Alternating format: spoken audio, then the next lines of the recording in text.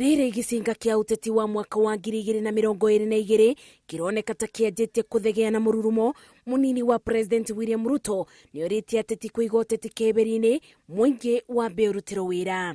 We will need a big army of young people equipped with skills and competencies in technology so that they can contribute to the transformation of our nation. No ona kinegenagia ateti arĩa marĩ mwabo-inĩ wa tangatanga amwe ma arĩa mekumumagaritie no mathiĩte na mbere na kũmenereria arĩa maranyita mbaru gũcenjia gwa gatiba, makiuga mibango ĩrĩa menayo ĩrongoreirie gũteithia mũndũ kĩũmbe no ti bũrũri. Mokwenda punguza mzigo ama muongezewe mzigo?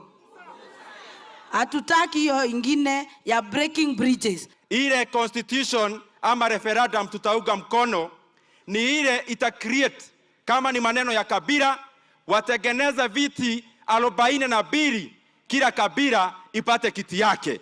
Na hatusemi katiba haiwezi badilishwa, but let yourself and President Uhuru Kenyatta lead us in changing the constitution in a way that will transform Kenya and change the lives of the people of Kenya, not the lives of a few people. Gũkĩrĩ ũguo marĩ na rwario rumwe mugĩte ona gũtuĩka matiranyita mbaru gũcenjio gwa gatiba merunguru wa ndereba President Uhuru Kenyatta na munini wake William Ruto. Ngeribotera Inoro TV, njĩtagwo Masi wa Dia wa Mũrĩithi. Kabila tano za Kenya zipate vyeo.